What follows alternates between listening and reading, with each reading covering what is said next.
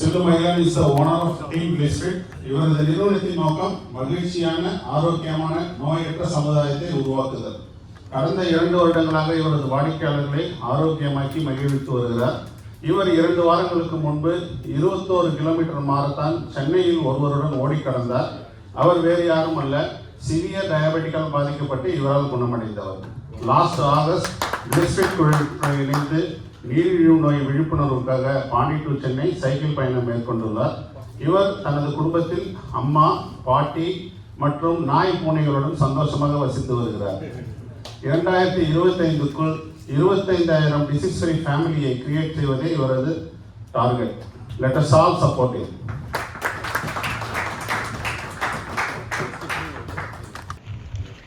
Good morning, members, Quorum members, and visitors. Thank you for coming. I am Peres Sillu, and I represent Team Blissfit, community for holistic healthy living. Community, எதுக்கு community?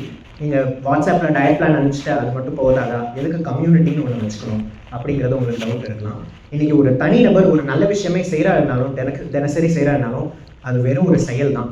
நடுப்புற ஒரு நாள் விட்டு போனாலும் அது விட்டு போயிடும். அதே இது ஒரு குழுவாக ஒரு குரூப்பாக செய்கிறப்ப அதை தினசரி விடாமல் செய்வாங்க, அது உங்களுக்கு ஹேபிட்டாக மாறும்.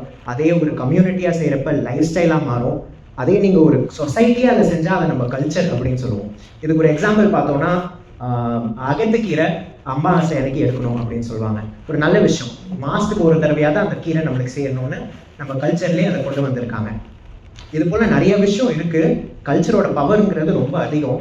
அப்படி கல்ச்சர் ஹெல்த்தை பற்றி ரொம்ப ஃபோக்கஸ்டான கல்ச்சரில் கூட இன்றைக்கி நம்மளுக்கு நிறைய பிரச்சனை வருது. Diabetes, BP, cholesterol, thyroid, PCOS, asthma, fatty liver, weight அதிகமாக, ஒபிசிட்டி, மூட்டு வலி அப்படின்னு சொல்லுவாங்க. இப்போ சின்ன வயசுலேயே எல்லாரும் சொல்ல ஆரம்பிச்சிட்டாங்க. எலும்பு தேய்மானம்ங்கிறது இருக்குது. கேன்சர், அல்சைமர்ஸ், பார்க்கின்சன்ஸ்னு இன்னைக்கு நிறைய டிசீஸை நம்ம ஃபேஸ் பண்ணிகிட்டு இருக்கோம். ஏன் அப்படி? இன்னைக்கு என்னாச்சுன்னா, ஒரு மெயின் ரீசன் நம்ம ஃபுட் கல்ச்சர்லேருந்து ஃபுட் சயின்ஸ்க்கு மாறிட்டோம். அப்படின்னா என்ன அர்த்தம்னா, இன்னைக்கு ஒரு 50 வருஷத்துக்கு முன்னாடி யார் நம்மளுக்கு சாப்பாடு, சரியான சாப்பாடு, இந்த சாப்பாடு தான் சாப்பிடணும் அப்படின்னு சொன்னாங்கன்னு பார்த்தீங்கன்னா, வீட்டில் மூத்தவங்க சொல்லியிருப்பாங்க. அவங்க சொல்லியிருப்பாங்க, நம்ம அப்பா அம்மா அதுக்கேற்ற மாதிரி சாப்பிட்ருப்பாங்க, அதுக்கு அடுத்த ஜென்ரேஷன் அதுக்கேற்ற மாதிரி சாப்பிட்ருப்பாங்க. இதுலேருந்து இப்போ என்ன ஆயிடுச்சுன்னா, நம்ம food companies and food labels அவங்க என்ன ஹெல்த்தின்னு சொல்கிறாங்களோ அதை தான் இன்னைக்கு சாப்பிட ஆரம்பிச்சிருக்கோம், இல்லைங்களா? இன்னைக்கு சொல்கிறாங்க, நம்ம பாரம்பரியமாக தேங்காய் எண்ணெய் சாப்பிட்டுட்டு இருந்திருப்போம். தேங்காய் எண்ணெய் சாப்பிட்டா ஹார்ட் கெட்டதுன்னு சொல்லி இன்னைக்கு சன்ஃப்ளவர் ஆயில் தான் ஹார்ட் ஹெல்தின்னு சொல்லி அட்வர்டைஸ் பண்ணுவாங்க. நம்மளும் அதை வாங்கி சாப்பிடுவோம். அதே போல் பிஸ்கெட் இருக்குது, இதில் கொழுப்பே கிடையாது, அதனால உங்களுக்கு வெயிட் போடாது, இதில் சுகரே கிடையாது, இது சுகர் பேஷண்ட்ஸ் கூட இதை சாப்பிடலாம் அப்படின்னு சொல்லி விளம்பரம் பண்ணுவாங்க. அந்த கொழுப்புக்கும் சுகருக்கும் பதிலாக அந்த வேற என்ன போட்டாங்கிறது நம்மளுக்கு தெரியாது. அது நம்மளுக்கு நல்லதா கெட்டதாங்கிறது நம்மளுக்கு தெரியாது. ஸோ இந்த ஒரு சேஞ்ச் ஆனதுனால தான் இன்னைக்கு மேஜராக நம்மளுக்கு ப்ராப்ளம் வர்றது. உங்களுக்கு இன்னொரு கொஸ்டின் கூட இருக்கும், அது என்ன ஹெல்த் கோச்? ஹெல்த் கோச்சுக்கும் டயட்டீஷியனுக்கும் என்ன வித்தியாசம் அப்படின்னு பார்த்தா, டயட்டீஷியனுங்கிறவங்க இந்த ஃபுட் சயின்ஸ் பேஸ் பண்ணி தான் அட்வைஸ் கொடுப்பாங்க. ஹெல்த் கோச்னா பார்த்தீங்கன்னா, நம்ம கல்ச்சுரலி நம்மளுக்கு வந்து நாலேஜை நம்ம ப்ரெசென்ட் வேர்ல்டுக்கு, நம்ம பரபரப்பான வாழ்க்கையில் அதை எப்படி நீங்கள் புகுத்தலாம், அதை உள்ளார அப்படி எப்படி நீங்கள் ரெகுலராக ஃபாலோ பண்ணலாம் அப்படிங்கிறத சொல்லிக் கொடுப்பாங்க. ஆனால் இப்போ நம்ம பாரம்பரியமான அந்த நாலேஜ் அது மட்டும் நம்மளுக்கு போதுமா? அப்புறம் எதுக்கு ஹெல்த் கோச்? நான் வீட்டில் பெரியவங்க சொல்கிறதே நான் சாப்பிட்டுட்டு இருந்துக்கிறேன் அப்படின்னு பார்த்தீங்கன்னா அது பத்தாது. ஏன்னா இன்னைக்கு நம்ம உலகங்கிறது ரொம்ப மாறிடுச்சு. நம்ம உணவு உற்பத்தி பண்ணுற விதங்கிறது ரொம்ப மாறிடுச்சு. இப்போ என்ன ஆகுதுன்னா, ஜிஎம்ஓ அப்படின்னு சொல்லுவாங்க, அதாவது மரபணுக்கள் மாற்றம் செய்யப்பட்ட உணவுகள். சீட்ஸ்லாம் வந்து மாற்றி, அதே போல் ஃபர்டிலைசர்ஸ் யூஸ் பண்ணி, உங்களுக்கு பூச்சி மருந்து யூஸ் பண்ணி, அவங்களோட நோக்கம் என்னன்னா ப்ரொடக்ஷனை இன்க்ரீஸ் பண்ணணும், ப்ராஃபிட்டை இன்க்ரீஸ் பண்ணணும் தான் இருந்துச்சே தவிர, இது நம்ம மனுஷங்களுக்கு ஹெல்த்தியா, இது லாங் டேர்மில் நம்மளுக்கு நல்லதாக இருக்குமா அப்படிங்கிற அந்த இதெல்லாம் டெஸ்ட் பண்ணிலாம் எதுவுமே வரலை. ப்ரொடக்ஷன் இன்க்ரீஸ் பண்ணுறதுக்கு மட்டும்தான் வந்திருக்கு. சரி, அது மட்டும் தான் உலகம் மட்டும்தான் மாறி இருக்கா அப்படின்னா இல்லை, நம்மளோட வாழ்க்கை முறையும் மாறிடுச்சு. நம்ம முன்னாடி மாதிரி இப்போ வயலில் இறங்கி நாள் முழுக்க வேலை செய்கிறது கிடையாது, இல்லையா? அன்னைக்கு ஒரு காலத்தில் சொல்கிறாங்க 30,000 ஸ்டெப்ஸ் வரைக்கும் தினசரி வாழ்க்கையில் நடந்தாங்களாம். இன்னைக்கு 2,000 ஸ்டெப்ஸ் நடக்க நம்மளுக்கு வலிக்குது. இப்போ அந்த ஒரு கேப், அந்த முன்னாடி இருந்த லைஃப்க்கும் இப்போ இருக்கிற நம்மளோட பரபரப்பான லைஃப்க்கும் அந்த கேப்பை ஃபில் பண்ணுறதுக்கு தான் டீம் பிளிஸ்ஃபிட் அண்ட் ஹெல்த் கோச் தேவைப்படுது. அந்த ரைட்டான நாலேஜ், நம்மளுக்கு என்ன கரெக்டாக சாப்பிடணும், எதை சாப்பிடக்கூடாது, எது நம்மளுக்கு கெடுதல், தேங்காய் எண்ணெய் சாப்பிடணுமா, சன்ஃப்ளவர் ஆயில் சாப்பிடணுமான்னு கொஸ்டின் இருக்கும். இது ஏன் இதை நீங்கள் சாப்பிடணும், எதை நீங்கள் சாப்பிடக்கூடாது அப்படிங்கிற நாலேஜையும் சேர்த்து கொடுக்கணும். அதுக்கேற்ற மாதிரி ஒரு நம்மளை சுற்றி இருக்கிறவங்களும் அது மாதிரி ஹெல்த்தியாக சாப்பிட்டு இருந்தாங்கன்னா இதை நீங்கள் வாழ்நாள் முழுக்க நீங்கள் எடுத்துகிட்டு போக முடியும். So right knowledge plus community இது ரெண்டுத்தையும் ப்ரொவைட் பண்ணால் நம்ம ஹெல்த்தியான ஒரு சொசைட்டியை கிரியேட் பண்ண முடியும். இதுதான் இன்னைக்கு டீம் பிளிஸ்ஃபிட்டோட கோலாக இருக்குது.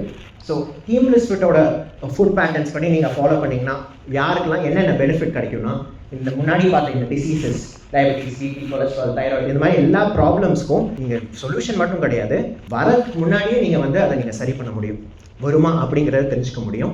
வந்துருச்சுனாலும் ஏற்கனவே இருக்குனாலும் பரவாயில்ல, அதையும் ரிவர்ஸ் பண்ண முடியும். ஒரு 2025ல் 25,000 ஹாப்பி ஹெல்தி ஃபேமிலிஸ் கிரியேட் பண்ண முடியும் அப்படிங்கிற ஒரு கோலாக தான் டீம் பிளிஸ்ஃபிட் இன்னைக்கு செயல்பட்டு வருது. ஸோ இதுக்கு உங்களோட கான்ட்ரிபியூஷன், ஒரு ஹெல்தி சொசைட்டி கிரியேட் பண்ணுறதுக்கு ஒரு கான்ட்ரிபியூஷன் நீங்கள் பண்ணணும்னு விரும்புனீங்கன்னா நீங்கள் எங்களுக்கு கொடுக்க வேண்டிய ஐடியல் ரெஃபரன்ஸ் இதுதான். ஃபர்ஸ்ட்டு இன்னைக்கு முன்னாடி பார்க்குற இந்த டிசீசஸ்லாம் குடும்பத்தில் யாருக்காவது இருக்கா அப்படிங்கிறத பார்க்கணும். ரத்த சொந்தத்தில் அப்பா அம்மாவுக்கு, தாத்தா பாட்டிக்கு, அவங்க கூட பிறந்தவங்களுக்கு அப்படி எதுவும் இருந்துச்சுன்னா இன்னைக்கு உடனே அவங்க அதை சரி பண்ணிக்கிறது ரொம்ப முக்கியமான விஷயமா இருக்கு. அது வரதுக்கு முன்னாடியே சரி பண்ணிட்டா ரொம்ப நல்லது. ஏன்னா இன்னைக்கு நான் சின்ன வயசுலலாம் நான் கேள்விப்பட்டிருப்பேன், எனக்கு நினைவு தெரிஞ்ச காலத்தில் 60 வயசுல தான் ஹார்ட் அட்டாக் வருவாங்க. இன்னைக்கு 40 வயசு 30 வயசுல எல்லாமே ஹார்ட் அட்டாக் வருது. இன்னைக்கு 50 வயசுக்கு அப்பாவுக்கு வந்து சுகர் வந்துச்சுன்னா பையனுக்கு 30 வயசுல வருது. 3வது ஜென்ரேஷன் தாத்தா பாட்டிக்கும் இருந்து இப்போ பேரண்ட்க்கு வந்துச்சுன்னா அது டீனேஜ்லேயே அஃபெக்ட் ஆகுது. சீக்கிரம் அஃபெக்ட் ஆகுறது மட்டும் கிடையாது, இன்னைக்கு ரொம்ப சிவியராக அஃபெக்ட் ஆகுது யங் ஏஜ்லேயே. முன்னாடி அவங்க டேப்லெட் போட்டுட்டு கடைசி வரைக்கும் இருந்திருப்பாங்க. ஆனால் இன்னைக்கு 3rd generation, 2nd generation, 3rd generation வந்துச்சுன்னா அது ரொம்ப சீக்கிரமாக ரொம்ப ப்ராப்ளமேட்டிக்காக ஆகுது. ஸோ ஃபர்ஸ்ட் ஃபேமிலி ஹிஸ்ட்ரியில் இருக்கிறவங்கள நீங்கள் ரெஃபர் பண்ணலாம். Second, over weight and obesity. நம்ம வெயிட்டை வந்து வெறும் ஒரு காஸ்மெட்டிக் இஷ்யூவாக தான் பார்க்குறோம். சில பேர் சொல்லுவாங்க வெயிட்டாக இருந்தால் என்ன, அது வெறும் லுக்ஸ்க்கு மட்டும் தானே, அதெல்லாம் நீங்கள் கவலைப்பட வேணாம், ஹெல்த்தி தான். அப்படி கிடையாது. இன்னைக்கு வெயிட்டுங்கிறது இந்த முன்னாடி பார்த்த இந்த டிசீசஸ், ஒரு முக்கால்வாசி டிசீஸ்க்கு அதுதான் ஃபஸ்ட்டு சிம்டமாக இருக்குது, ஒரு மேஜர் சிம்டமாக இருக்குது. வெயிட் குறைக்கிறது மட்டும் க்யூர் கிடையாது. இந்த கோர் இஷ்யூ என்னங்கிறத கண்டுபிடிச்சி அதை சரி பண்ணோன்னா வெயிட் ஆட்டோமேட்டிக்காக அது கூட குறையும் அப்படிங்கிறது தான் இன்றைக்கி ட்ரூத். அதுக்கப்புறம் 3வது, இந்த கன்னத்தில், நெத்தியில், கழுத்தில் அங்கெல்லாம் கருப்பாக மார்க்ஸ் வரும். அதை டை அடிக்கிறதுனால வருதுன்னு சில பேர் நினச்சிப்பாங்க. சில பேர் வந்து இந்த ஸ்கின் இஷ்யூ க்ரீம் போட்டால் சரியாகும்னு நினைப்பாங்க. அப்படி கிடையாது. இது இன்சுலின் ரெசிஸ்டன்ஸ் அப்படின்னு சொல்லிட்டு ஒரு கண்டிஷனால தான் இது வருது. நீங்கள் பார்த்தீங்கன்னா இது மாதிரி கண்டிஷன் இருக்கிறவங்களுக்கு வெயிட்டும் கொஞ்சம் கூட இருப்பாங்க. ஏன்னா இன்சுலின் ரெசிஸ்டன்ஸ்ங்கிறது இது மட்டும் கிடையாது, உங்களுக்கு வெயிட்டையுமே கூட ஏற்றி கொடுக்குற ஒரு விஷயம், ஒரு கண்டிஷன். Next irregular periods. விமென்க்கு இப்போ கல்யாணம் ஆக போது, குழந்தை பிறக்கிறது கஷ்டமாக இருக்குமோ அப்படின்னு பிரச்சனை வருமோன்னு நினைக்கிறவங்களும் எங்களுக்கு ரெஃபர் பண்ணலாம். ஸோ கடைசியாக நான் ஒரு முக்கியமான விஷயம் சொல்லி முடிச்சுக்கிறேன். நாங்கள் வெறும் ஒரு சப்ளிமெண்ட்ஸ் கொடுக்குற ஒரு குரூப்பும் கிடையாது, வெயிட் லாஸ்க்கு ஷேக் கொடுக்குற ஒரு குரூப்பும் கிடையாது. யாருக்கு எங்கே டெஃபிஷியன்சி இருக்கோ அதை கண்டுபிடிச்சி அதுக்கு மட்டும்தான் சப்ளிமெண்ட்ஸ் நாங்கள் சஜஸ்ட் பண்ணுறோம். ஸோ மிச்சப்படி நாங்கள் எங்கள் ஃபுட் அண்ட் உங்கள் லைஃப் ஸ்டைலில் தான் எங்கள் மேஜர் ஃபோக்கஸ் இருக்குது. 3 months 6 monthsல நீங்கள் அதை சரி பண்ணிட்டீங்க அப்படிங்கிறது எங்களுக்கு சக்ஸஸ் கிடையாது. ஒரு 30 வருஷம் கழிச்சு கூட, ஒரு 10 வருஷம் 30 வருஷம் கழிச்சு உங்களை பார்த்தாலும் நான் ஹெல்த்தியாக இருக்கேன், என் ஃபேமிலி ஹெல்த்தியாக இருக்குது, என் குழந்தைங்களும் ஹெல்த்தியாக இருக்காங்கன்னு சொன்னால் தான் டீம் பிளிஸ்ஃபிட்டோட success. So thank every one of you. Thank you so much.